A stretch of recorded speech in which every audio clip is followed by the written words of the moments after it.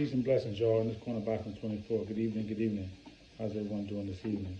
Hope everybody's doing pretty good. I'm doing pretty good on this side as always. God is great, God is good, and I can't complain. So what I want to talk about tonight is Canelo Alvarez and the decision that he made. Seems like that's getting ready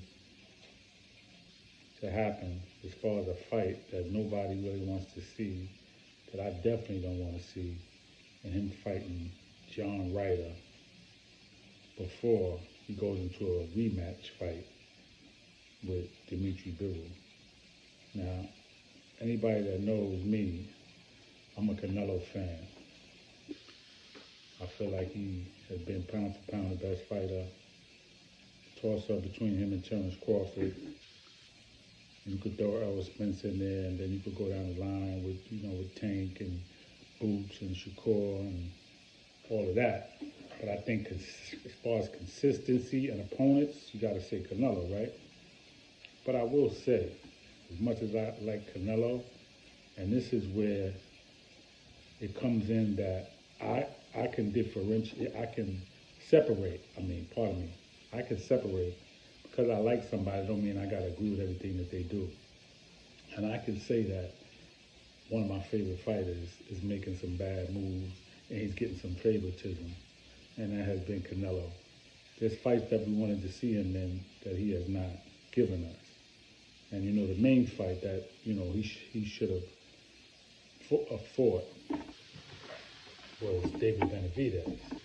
And he has not been one to fight David Benavidez no matter what. Mexican monster, as he's called. And, that's not cool.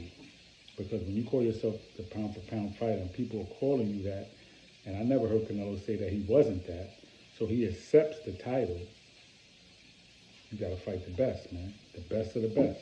And you got to keep fighting the best. You got to be consistent with that. You can't fight one fighter here, one fighter here. No, you got to consistent, because that's what keeps your pound-for-pound status solid. Not you fighting one here, maybe one here. No, you got to consistently do it. Like Muhammad Ali. He kept fighting the best of the best. That's what the greats do, man. Okay, so, Canelo Alvarez fighting John Ryder. 32-5, 18 KOs. Like, come on, man. I ain't trying to knock the dude, but I'm just saying, man. His best fighter that he fought was probably Danny Jacobs, and I ain't knocking Danny Jacobs because I like him. BK, stand up, good fighter. But come on, man. John Ryder, Canelo, you shouldn't be fighting him, especially not at this stage in your career. Maybe before that you could have got that fight in, but not now. One thing I respect about Errol Spence, okay, and I got to give him his props. He said no tune-ups. He came back off of the accident, and he fought Danny Garcia. He fought Ugas. Like he had the accident. He had the detached retina, and he fought Danny Garcia, and he fought Ugas, man. Like, he said no tune-ups, man, and you got to respect that. What Canelo's getting ready to do with John Ryder, that's like a tune-up, man. That's not cool. Go right into the rematch with Dimitry Bivol. If you say you know you're going to beat him, then what's the problem, man? Fight him in May. This is February. You got time to perfect your craft, study the fight, study him, and see how you need to approach it. Because the last fight, it was like you were just trying to hurt him with one shot. You was trying to hit him in the arms. You was trying to break him down and break his defense down, but he's a mover. And he's a boxer, and he's a good counterpuncher. And he got some defense as well, man, and you couldn't really penetrate. And it was like you were just really trying to hurt him and go for one shot. You can't fight him like that. He's a boxer. So you got to box him. You got to use the jab. You got to use your defense. You got to throw combinations and counters yourself. Like how you used to fight. Okay? You not too long ago. That's how you need to fight him. You didn't do that. You wasn't able to do that. And a lot of that has to do with Dimitry Bivol, his style. That's why they say styles make fights. But now you got to figure out that style and how you could make your style work to beat him. Because I'm not saying he's not unbeatable. Canelo, you could definitely beat him. But you got to approach it the right way. But besides that, John Ryder shouldn't be on your list, man. He shouldn't be on your hit list, man. You should go right into that rematch with Dimitry Bivol. And if you feel like you're not ready in May for him, then you wait till September, but don't fight John Ryder, man. Just take that time off. It's February. March, April, May, June, July, August, September. That's 7 months.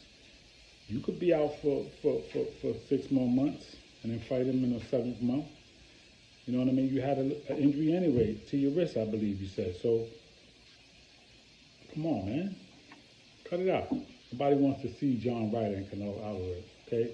Not when you call yourself the pound-for-pound best fighter, or you're in the conversation of being one of the pound-for-pound best right now in 2023. We can't have that, man. We can't go for that. It's not right.